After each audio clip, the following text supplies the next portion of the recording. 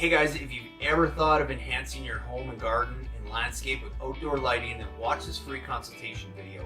This is the same free consultation video that we offer to all our clients who are looking for help with their DIY landscape lighting projects.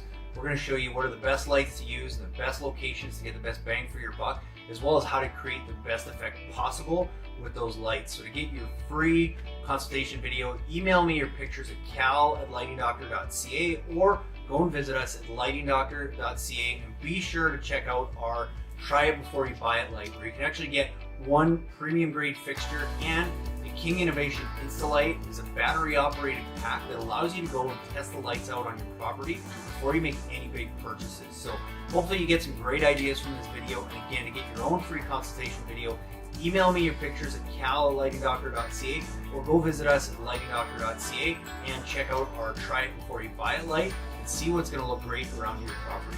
Enjoy the video, and I'll see you again after. Hey Chris, yeah, thanks for the great comments and stuff. I'm glad you're enjoying the videos on YouTube, and hopefully you'll find this one helpful. Great property, by the way, beautiful landscape, and I think there's so many things you could do.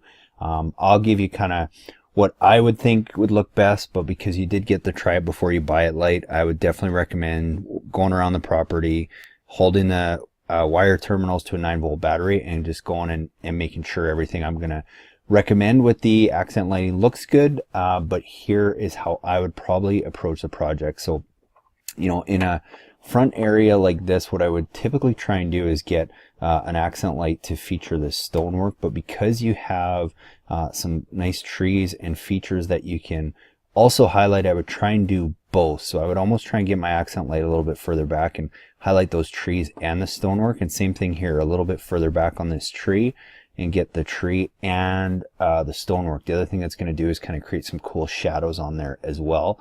So I would definitely do that.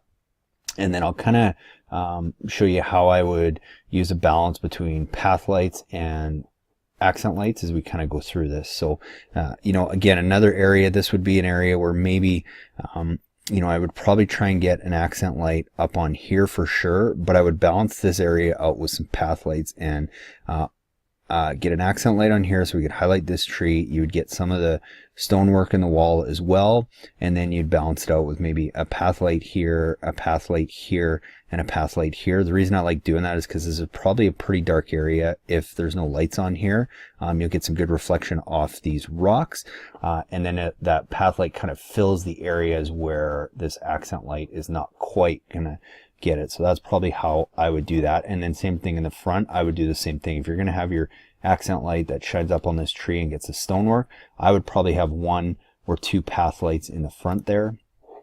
You know, maybe a path light here and a path light here, and maybe one over here to kind of balance. And then you've got your accent lights that kind of highlight and feature this. And then in this front area, it just really depends how many lights you want to put. 2 ways you could approach it is, one is from whichever way you want to see this tree, which I would assume is probably from the street side, I would try and get an accent light up on it, and then I would try and feature these boulders a little bit with some path lights. So try and get a path light in front of, you know, the 3 corners where you kind of have them, because that's going to shine down on those rocks and give you some really good light, and it'd be a cool balance to have those 3 corners lit up and then you got the front tree lit up. The other way I would do it is same thing, but maybe with just accent lights, is kind of have those accent lights a little further back and just surround that tree. You're going to get a little bit of light that's going to reflect off of that. It won't feature the boulders as much, but it will make that tree really, really stand out. So it just depends how you want to approach that little island area. Again, like I said, I think my preference would be to probably get an accent light up here and then some path lights along these boulders, because I think you really want to feature those, and it would create a really cool balance. And again, you'd have your, you know, your accent lights kind of featuring these trees. It'd be a little tricky to get all of this wall with where this tree is placed, but I think if you place it properly and really angle it and do the same thing here and really angle it, it should look good. But this is one where you definitely want to play around with that light and see what looks good. The other option would be, don't worry about the trees in the front here.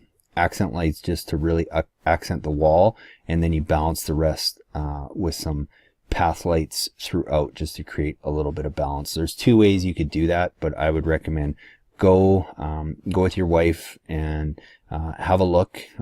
What she likes is probably going to be what you're going to end up going with. So see what looks better to shine it on, if it's just to get them here and shine it this way, or if you can get those trees kind of behind that light and cast some shadows, would be the ideal preference, but you really have to see how that looks. And then along the side here, like same thing, you know, I kind of talked about a path light here and maybe one or two path lights in here if you balance this with some accent lights. And then along the side here, I would take advantage of these trees and do the same thing we're going to do in the front, but have an accent light that's going to feature both of these, but you're also going to catch a lot of the stonework and get a lot of reflection off of that as well. And that'll look really good. The other option would be just a couple path lights in these areas, again, reflecting a little bit off the nice stones that you have as well. You will get that from the accent lights as well, but there's two ways of doing it. The reason I like using accent lights more than path lights is they tend to hide in the mulch easier. They create a bigger effect, a nicer effect, and they're less prone to getting banged or knocked over. Then yeah, so same thing. I would really try and accent those trees. On the side here, I would do the same thing. I would try and get an accent light, you know, kind of on this guy here. And then again, over on this tree, I would definitely accent this from the front. And then this would maybe where you create a little balance. You throw, you know, maybe one or two path lights in here, and then you have your accent light here. So you have a good balance of everything. Same thing here. I would definitely accent this with an uplight, and then I would try and uplight this tree as well. But this is an area again where it's probably pretty dark, and if you just maybe accented this one with an uplight and this one, and then you had a series of, I think you wouldn't need more than 3 path lights in here, that would look really good as well, and that would be a good balance. So that actually might be what I would do there, is just really accent these two at the end, and then get a nice balance of path lights in there. It's just another view of that. So then moving to the back, again, lots of things. I like the idea of the path lights, but really play around with that. Try it before you buy it light, because this would be an area too where my preference would be to feature the trees and get some light reflecting off of it, and then just balance some darker areas out with some path lights. So as we kind of go around the back here, yeah, any of these bigger trees, I would definitely get, you know, an accent light on. And then anywhere where you have walkways and stuff or big boulders, that's where I'd maybe throw a path light in here. You throw a path light in here because these are a little bit lower. It looks like that's a tree there. I would accent that one. I'd maybe get a path light in here, get a path light or 2 in here, because that's kind of a sitting area, or fire pit area. So you would get some nice light off of that stone as well.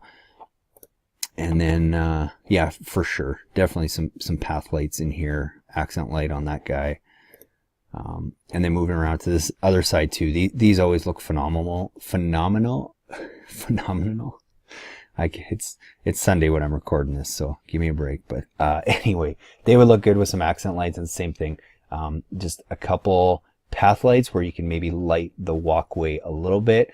Bear in mind, you will get some light from those accent lights, so just wherever you don't have them, that's where I would use a path light. And then moving around to the other side, same thing.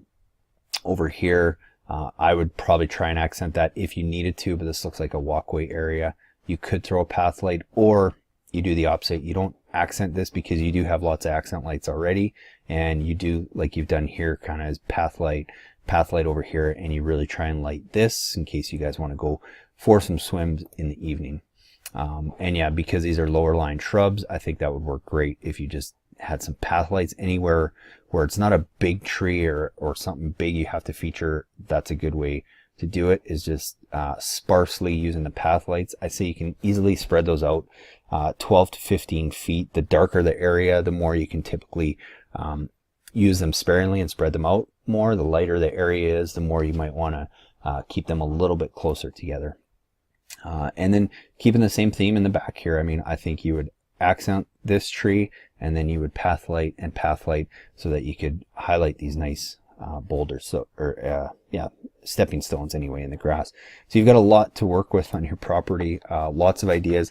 Same thing, this would be this is a good example of how to balance it, because it looks like there's a tree here that I would throw an accent light on, and then I would have some path lights on these corners that you'd get light off of these boulders, and then you got a really nice balance of up and down lighting there.